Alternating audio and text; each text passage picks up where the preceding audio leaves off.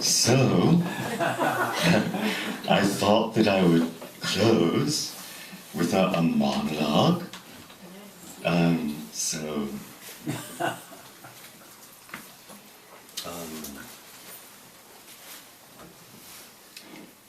And I wish I could just perform it, but I think I'd better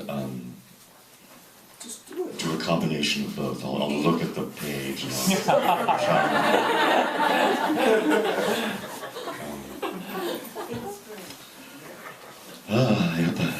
Back up an inch. Yeah, I back up.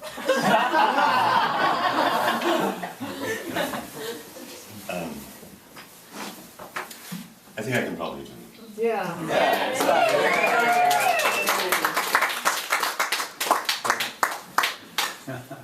Chutzpah.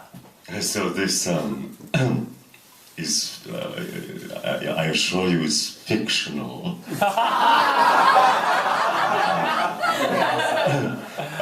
And it's called Mother Was a Hit-Run Driver.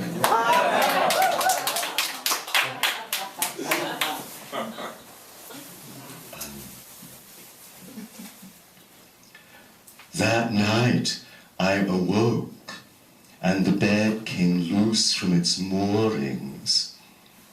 I was prey to a dream. I thought of the string of murders that had led us to this place. How and when had Mother become a hit-run driver? It now all seemed so natural, such a simple fact of life. I couldn't remember when it had all started. It was sometime after we left Savannah, heading up the coast. There was a little girl sitting by the roadside on her book bag, waiting for a bus. When the car veered towards her, she was reading. She never even looked up from her book, though it seemed such a long time before we struck her. An eternity in which I might have screamed, "Mother, look out, we're going to hit someone." But I didn't. Was I paralyzed by shock? Or was I curious to see what would happen? That's more it, I think. Simple curiosity. When we struck her, her book flew into the car, all blood spattered. I kept it. Secret memento. Do you know what she was reading? The collected works of Edgar Allan Poe. Sure seemed to grip her interest. She never even knew what hit her. After the impact, I looked back just in time to see her lying by the road in a bloody heap. And then she was gone, swept away by the dwindling of our speed. And it was almost like nothing had happened. Mother never mentioned it. She didn't seem to notice. The bloody book lying on my lap was like a dragonfly that had gotten sucked into the car. Oh, God. By the time we reached North Carolina, I knew what to expect. Amazing how quickly one gets used to things. When I saw the old couple reclining on deck chairs, dangerously close to the edge of their lawn, I knew they were too much for Mother to resist. I could feel the whole car tense as Mother began deliberately not to notice them, lying there so temptingly close to the road, crocheting.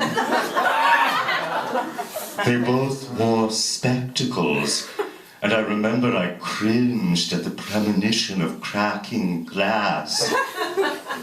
Then the inevitable drift as the car veered towards them, gaining speed.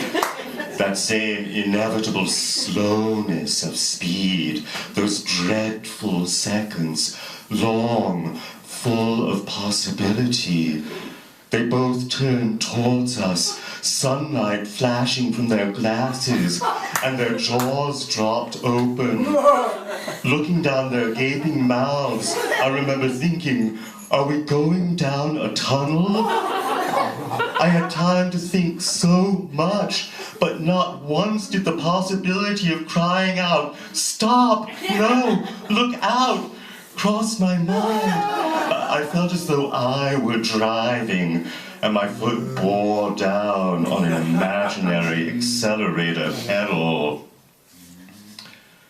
Then they were gone, in a spray of snapped wood and dug-up shrubbery, almost like they were hollow and had popped. We didn't speak for a long time. Then Mother said, "Let's stop for eats. I see a Dairy Queen." As I watched her eat her banana split, I remember thinking, I hope they're dead, not just mangled. Things that come apart that easily must be hard to kill. Separate pieces might crawl off, each one nursing its own agonizing life.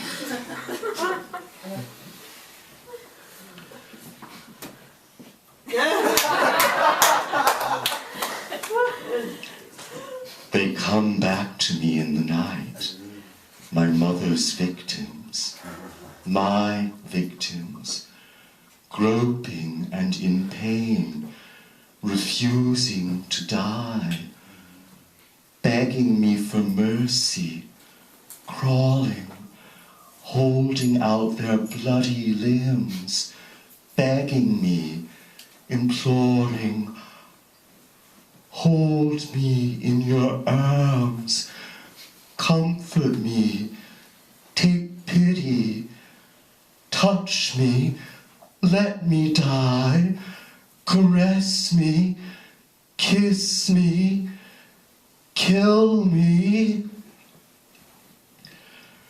Get away from me, you filthy heap of bloody, tangled bones. You're ugly.